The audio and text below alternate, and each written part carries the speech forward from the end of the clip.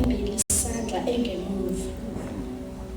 Uma ekuthinta loyo muntu evela ngemuva ehlombe, uzizwe le-deliverance. Engashongo lutho, udecide wena ukuthatha esinye isandla sakho usibeke phezu kwesandla sakhe ukuze angasheshi asuze, ngoba ikhona into oyizwayo njengoba ebeka isandla sakhe kuwe. Impendulo yakho ila la ungafuni ukubheka khona. Haleluya. Udinga mama umkhisi umuntu ozokutshela ukuthi lalela dadewethu, yabo lesimo kuso ngindlulile kuso, nawe uzokwazi ukudlula kuso. Angakuniki isolution, akunike la ungathi nawe uzokwazi ukudlula kuso. Ngiyadluleka. Le nhlungu kuyona ikhona uNkulunkulu oduduzelayo. Uyibona induduzo ingekho, uphakathi kwesiminyaminya sezinto ezikuminyanisile. Shalom kasiyeti. Hallelujah. May we turn around and look labantu abaseduze kwethu with a good heart and respectful heart. Hallelujah. Usumdelele kakhulu lo muntu oseceleni kwakho, kanti impendulo yakho ikuyena. Wena ulindele umuntu ozoza nemali, ogqoke kahle, ethandile, kanti uNkulunkulu ubeke yena. Haleluya. uNkulunkulu bazalwane mezosebenza, akasebenzi kwilevel yethu. Nayi problem yethu, silindele into ela. Mama uMnguni, umezi uNkulunkulu ezosebenza ngeke kulethele omunye uthisha omkhulu esikoleni sakho. Uzozilethela umuntu owumatabudaka ozigqokela ngiyasebenza, ngoba yena isolution azoyenza ayokulungisa isimo, ayokulungisa ibuilding ebonakele. Kanti wena bo-expect ukuthi somabhizinisi thizeni uzokusayinela icash yemali enkulu, athi mi bona wenza njani. Afike lo matabudaka ngempela egcwele udaka, ovela umlungu unike nekhandi, kodwa yini lengena ofisini lakho izomncenga isithunzi sakho, izomncenga. Uyazibona ukuthi ufile spiritual, uyazibona ukuthi ufile, uyazibona ukuthi ulimele kangakanani physically. Udelele laba abancane abalethwe kuwena, kanti bebezoletha isolution yangonaphakade ezodliwa yisizukulwane nesizukulwane sakho. Uzomthatha lo uNkulunkulu wakho ozomcontrol, asebenze njengoba wena ufuna, adecide njengoba wena ufuna, decide. Uzomthatha usho ukuthi uzozikhandela wakho, akakhonzwa nabanye uNkulunkulu. Yabo leyo altar yakho iyakhile, yabantu bakho abakulevel yakho, hamba uyibhidlize. Ayizokusebenzela. Kunalokho uzoqhubeka umele ugcine ulimaza nabaseduze kwakho. Yini lesenza silimaza abantu abaseceleni kwethu? Sibalimaziswa ukuthi sifuna abantu belevel yethu. Balimala abantu, balimale.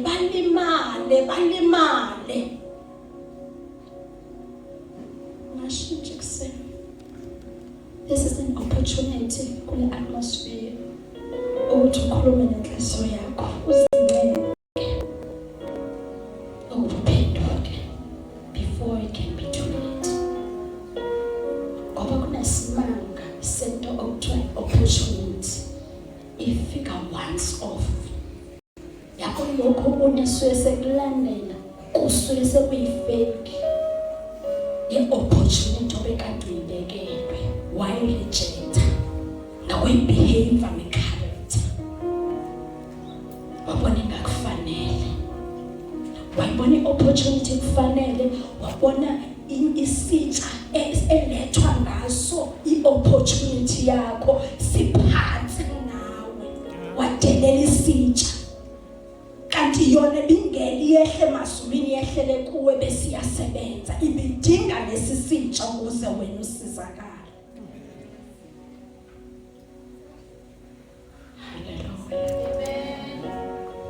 Ungasibulali sikhona sonke. Ngizothi ekuseni usuzilimaze enough. Ubungasala usuyeka yini ukuzilimaza. Sondelana nempendulo yakho. Funa uNkulunkulu empendulweni yakho. Ndumiso iphuthumisa impendulo. Hallelujah. Uma kuthiwa ngumcebisi boshwa angazilimazi, into ayenzayo ubiza abaphethe izibani bayaphuthuma uyagijima ugijimela phakathi eseleni. Umefika lamcebisi boshwa manje benesambulo sempendulo yakhe noma sokukhuluma kwakhe. Umefika ufika ubiza uPaul noSila uyabakhipha kuzo zonke lezi ziboshwa. Uma bekhipha abakhiphele eceleni ufika wenza isimanga kubo. Hallelujah. Hallelujah. Amen. Verse 29 wethu uthi wayesebiza isibane wagijima phakathi ethuthumela wawaphansi phambi kukaPaul noSila wabakhiphela ngaphandle. Verse 8 wathi makhosi ngimele kwenzani ukuba ngisindiswe na? Uyakhumbula ukuthi laba bantu bangenela ngoba bayiziboshwa. Kushintsha iapproach kumcebisi boshwa manje ngoba ungene ofisini labo bese jele kodwa ungene ofisini labo laba operator khona ngokucacisa ukuthi ungenza njani ukuba usindiswe. Hallelujah. Hallelujah. Ukhumula isigqoko sakhe sokuba umcebisi boshwa satshwayo nothenjiwe izinduna zendawo nomphakathi akuwo. Ungena kwelinye office uthi makhosi akasasho ukuthi iboshwa. Hallelujah. Izokulimaza lento akufuna ukuthi mawu-approach umuntu kwi-office lakhe approach njengomngani wakho noma njengomfowenu nodadewenu. Masuse office lakhe akasekho kule level le enazana kuyo. Lenke ndlale naye amakhadi kuyona no. Sephumile kule office. Sokwenzela isibonelo. Angikwazi mangifika kuba kundaba ezitha. Ngithi hello sir, how are you? Then bese ngiqala udaba la mangikwazi. Usengichithe ngingakasho lutho. Ngoba indlela engima-approach ngayo ayimbeke ezingeni lakhe. Wonke umuntu unobukhosi bakhe. Bonke ubukhosi bomuntu oyakubo budinga ukuhlonipha ukuze uthole usizo. It doesn't matter ufunde kangakanani. Hallelujah. Uma ufika kuye e-ofisini lakhe lo uzodinga kuyena usizo ushona phansi kube uyena ophakamayo. Amen. Hallelujah. Hallelujah. Noma ngabe unjani kuba nguye bamkhulu ngoba uzodinga isignature yakhe ukuze lesi sidingo sakho siphumelele. Amen. Angagodlela nje isignature yakhe eliphethe ibele ngoba indlela uma-approach ngayo acknowledge ayimenzi abe lento ayiyona, ayimenzi futhi akubone ukuthi uyakuhlonipha. Hallelujah. Hallelujah. Ngifisa sibheke bazalwane ukuthi yini le enza lo mcebisi boshwa aqonde ukuthi kuPaul noSila kukhona insindiso. Amen. bazalwane, sihlehla kancane nendaba yethu.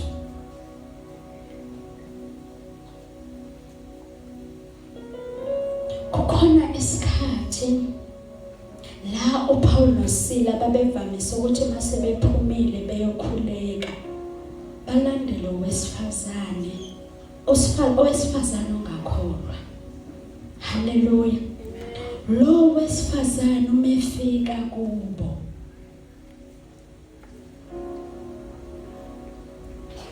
lapha kuverse 17 asesiqale 16. Kwathi siya endaweni yokukhuleka kwahlangana nathi intombazane enomoya obungoma eyayitholela abaniniyo inzuzo enkulu.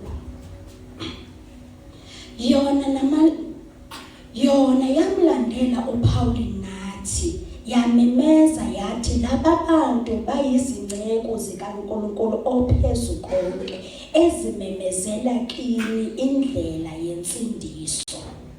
Amen.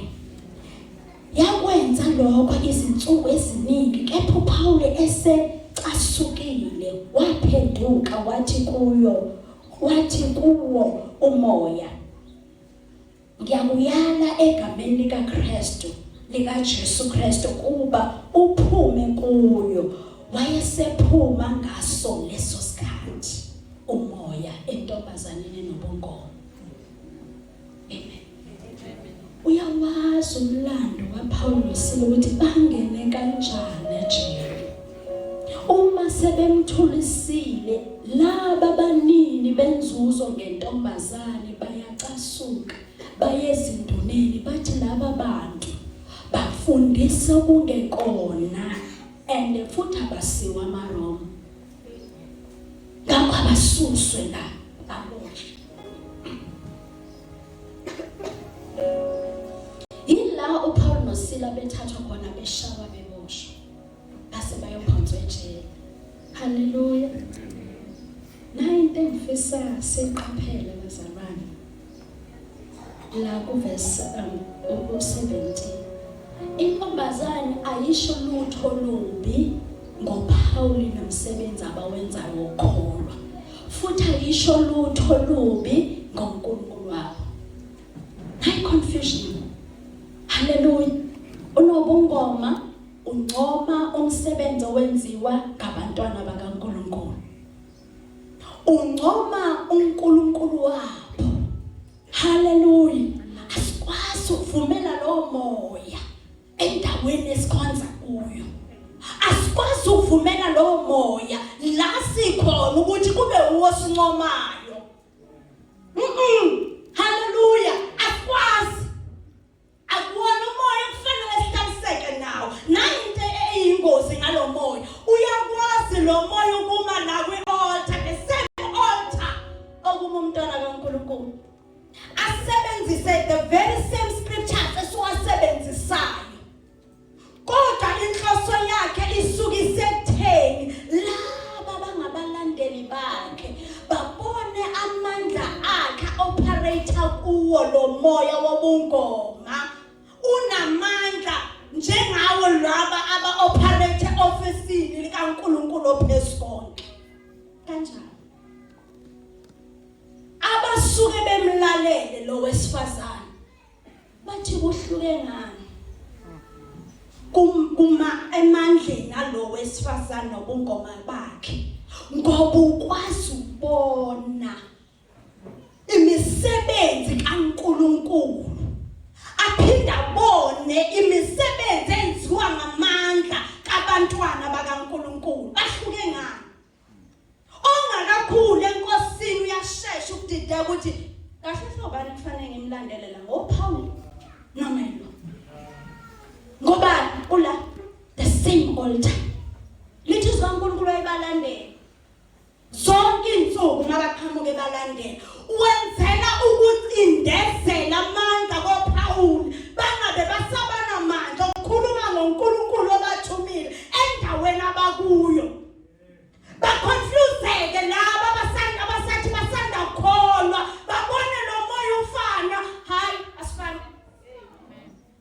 Operator when level operator kwenye level asifani musukudidiseka endleleni akusiwo umoya esifana nawo futhi asizukusondelana sibe uchomza nabo asibazondi futhi asibadeleli hallelujah kodwa mabanga operate kwi-altars operator kuyo bancoma uNkulunkulu wethu ngoba nathi asibancoma uNkulunkulu babo mabangasenze ngathi siyalingana silingane amandla ethu nabo awalingani bangenza imangalisa cisifane nesiyenzayo ngamandla kaNkulunkulu kodwa asilingani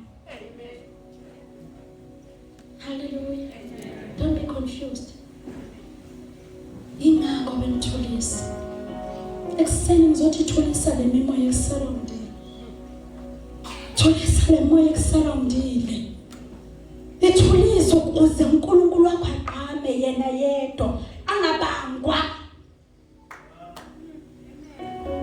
amen angabangwa ayibe uyothi altar waphindlize lamanye ama-altar asikwazi ukumshera namandla akhe yena yedwa uNkulunkulu nesikhwele ongafuna ukuxotsha nabanye uNkulunkulu ufuna ukukhonzwa yedwa amen angithi omunye bengathi phawunani ngoba naye usezweni lakhe akabathuki kodwa kwelikamoya mkhulu umsebenzi awenzayo hallelujah uqeda amandla aphezu kwaPaul noSila ukuze abakwenzayo kukhavwe into yena ayishoyo ngoba lithi kaNkulunkulu wayememeza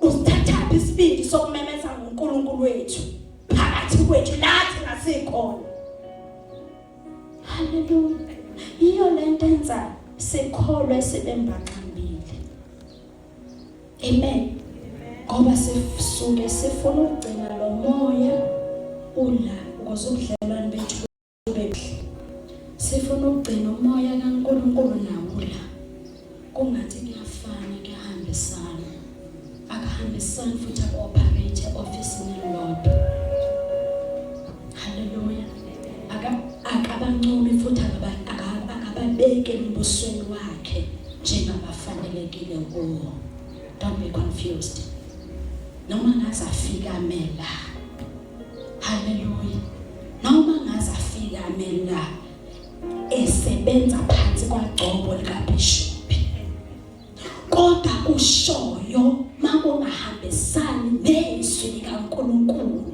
ebesebenzisa lona izwi elithista ungabe confused ungathi ngoba ubizo uBishop usho ukuthi nalokho siyathatha ingakho lithi sikaNkulunkulu hlolani omoya uyakubona ucela insindiso hallelujah umefika kubona efuna insindiso kubo bamphendula kuverse 31 bona bathi kholwa inkosi uJesu khona uza kusindisa wena nendlu yakho base bemshumayeza izwi likaNkulunkulu yena nabo bonke ababasendlini yakhe hallelujah asibashumayezi enye into abantu uma sebesindiswa ake ngibeke kanje ukuthi umqashi wakho lo osumshumayeza awehlisa izinga lezwi likaNkulunkulu masushumayeza yena ngoba ufuna ukugcina iposition yakhe uma somshumayeza uyaphuma eofisini lokuthi wena umsebenzi ngaphansi kwakhe ungene eofisini lokuba umntwana kaNkulunkulu ukhuluma izwi kuye linje ngoba linjalo futhi ukhulume ngesibindi yini indaba ngoba lithi sikaNkulunkulu yena ufuna bonke abantu basindiswe bafinyelele kulazini iqiniso ngoba sifuna ukulenza libe lulana mase sifika kubona hallelujah hallelujah bashumayeza izwi bazolala ngethanda into enziwa yomcilo eziboshwa uma eseshumayeziwe izwi hallelujah useva uPaul noSila. Uyabathatha ubayisendlini yakhe, ubefika endlini yakhe ubageza imivimbo. Immediately qeda kusindiswa uthatha iposition yokholwa, uwenza umsebenzi wakhe. Uyabaqonda ukuthi bakhulu kunaye, noma bekade kulomsebenzi ophezulu kwizinga labo. Uma bafika ejele uyobageza amanxeba. Haleluya, haleluya. Uzolibala mawuzolinda ukuthi mina ngifuna ukukholwa nje bese ngiyakhula, mase ngikhulile bese ngikwazi ukuseva endlini kaSimakade. Uyazilibazisa, awuzukhula. Amen. Ukuze ukholwe ukhule uyadinga ukuseva endlini kaSimakade. Akubona abantu abasevayo abangcono nabakholwa kakhulu kunabo, cha. Abantu abasindisiwe njengawe. Amen. Uma eqeda ukubathoba amanxeba ubapha ukudla. Ziyanakekelwa izisebenzi zikaSimakade. Haleluya, haleluya, haleluya. Iwona amazwi bazalwane ebenze ngawo kithina ekuseni. Okokuqala ngizothi ungazilimazi sikhona sonke. Okwesibili ngizothi musungena kwi-office lobekwe uNkulunkulu ufuna ungena with the same level omazi ngayo. Uma approacha i-office lombuso kaNkulunkulu naloyo bekiwe, mnikeze indawo yakhe ukuze ufumane insindiso. Haleluya. Akungena insindisweni ngemali, ayithengwe insindiso. Ayithengwa ngokuthi umfakile emsebenzini, ayithengwa. Yehla uthola insindiso njengoba injalo. Haleluya. Uma usungenile kulelo office, sehlise. Funa ukwazi ukuthi ukuze usindiswe kumele wenze njani. Musungena sekuwena osuwazi usubatsha ukuthi mina sengisindisiwe. Awusindisiwe. Ulandele bona abasindisiwe. Amen. Ifumane insindiso. Uma usekungenile, dlula uqhubeke uzofumana idlelo. Musugcina la emngeneni. Haleluya. Useqondile kwaba clear ukuthi laba bantu bathunywe uNkulunkulu. Musugcina ngalokho usuyabalandela. Funa into uNkulunkulu abathumele yona kuwe ukuze usizakale. Haleluya. Sengivale bazalwane kwi-Mother's Day. Haleluya. Uyathanda ukuthanda bazalwane ukuhlonishwa. Uyathanda ukusibona siqhuba, kodwa sizoqhuba ngemilingo, soqhuba ngabantu uNkulunkulu abaletha phambi kwethu. Amen. Emazweni okugcina ngifisa ukushela lokhu kafishane. Ensukwini ngike ngabona i-status sengane yamamncane. Ubhalile ukuthi umawami umama ofana, umama onothando, umama omuhle. Mawehlela kusona ngenzansi, usiyasho ukuthi kodwa uma ungasondela eduze kwakhe, ungawabona amanxeba ajulile akuye. Amen. Amen. Angifuni ukuhamba ngedwa. Haleluya. Uma ngaxoxa kafishane ngomamncane, umamncane waqala ibhizinisi lesitolo esincanyana efika emshadweni wakhe. Umyeni wakhe esebenza, waqhubeka nalesi sitolo, sakhula isitolo sangabe saba sincane kwaba yi-supermarket. Wayeka umsebenzi umyeni wakhe wabuya kwezekhaya. Nefika ekhaya kwa-extendwa amabhizinisi kwaba ne-tavern. Bakumuzi bathenga esinye isitolo kwenye indawo, baphinde bathenga nomuzi khona. Yamnandi impilo. Anytime abafuna nje ukubhukha amaholidi bayabhukha nabantwana babo bese bayaflya bema holidi. iyinto emnandi. Wasiyashona ubaba omncane. Umeshona ngikhuluma ngento eyiqiniso, umancane wami ngikhuluma ngayo. Ngesikhathi umyeni wakhe esaphila, kwakuney'moto eziwu-3 ekhaya. Imoto yamancane, imoto yababa omncane, kube imoto e-odayo yebhizinisi. Umeshona ubaba omncane banabantwana abawu-2. Bamphuce ama-in-laws mancane yonke into. Bangithi yonke into ngibala nezingane. Ngesikhathi kukuhle ekhaya mefika kwakuthiwa uwumlungu. Phandle kwesikhini sakhe kuphela ngokwemhlophe. Wayewumlungu ngoba wayefika nazo zonke izinto ezidingeka ekhaya. Nenye imali esevwa la ekhaya ngomunye wakhe wewelelakhe. Phela umcebo wahlupheka umancane agijima enkantolo egijimela iy'ngane. Uyaphi mfundisi ngale nkulumo? Alwela ingane kuphela yonke into abuyele ekhaya. Mebuyele ekhaya u-expect ukuthandwa, bangathandwa, bangamukeleka, bamrejecta. Waze waphuma wathenga isite. Methenga isite, uthenga isite egcwele amanzi, yona ekhona futhi i-affordable kuyena. Ayilungisa khuthula mahlala. Aqhubeke nempilo. Ibuya lapho le ndaba lesi status. Ukuthi uma ungayadipha kuyena, kunamawunzi ajulile. Kukhona omunye ekuseni la endina ngothi ngishela impilo ecishe ifane nalena. Haleluya, sizothandaza ekuseni egameni likaJesu. Amen. Athi eyami yacishe ifane naye. Omunye athi mina eyami akusiwa ama-in-laws, ngihlushwa ngumakhelwane. Haleluya. Omunye athi mina ngadlengulwa inhlungu enginayo. Amen.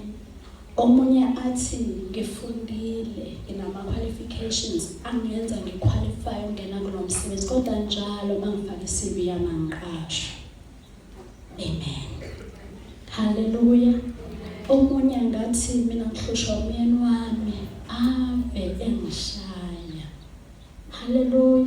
Sihlukile iy'tori zethu ekuseni egameni likaJesu. Singefani isitori sakho nesaPawulu noSila. uPawulu noSila bazothi mabexoxela bathi thina sashawa, sahlutshulwa izingubo, sayophonsa ejele, savalelelwa khona. Namhlanje ngizofisa ukukhulula umuntu ovaleleke ejele akulo njengamanje. Othi mina ngibanyana ukufa abantu besilisa.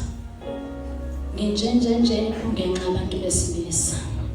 Haleluya. Uyakholwa seneminyaka kodwa le enga ayikaze yaphuma kuyena. Omunye ekuseni angathi into engenza ngibazonde, wangikhulelisa waqeda ingane yami wayiphika. Omunye athi ingane yami wayivuma kodwa bangayiwondla, enawo amandla ukuthi angayiwondla. Haleluya. Sizothandaza ekuseni. Singakwazi ukuthwasana le mithwalo ekuseni. Singomama egameni likaJesu. Amen. Sizokwenza ukukhuleka ongajwayelekile.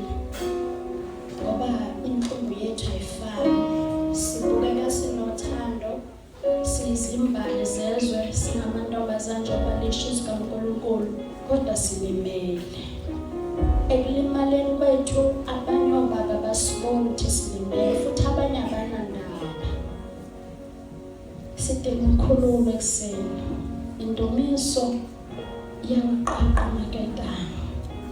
Indumiso iyayiletha impendulo ngokushesha. Impendulo ilethwa indumiso ehle kumuntu ophakathi kusimenya sosizi.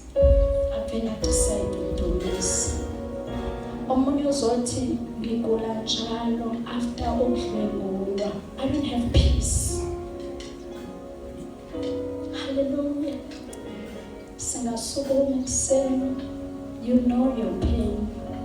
Fisa senza ukukhuleka ongajwayelekile. Owesifazane uzohaga owesifazane. Abesilisa ngicela sikaxolele ekuseni ngiyazi abahagana.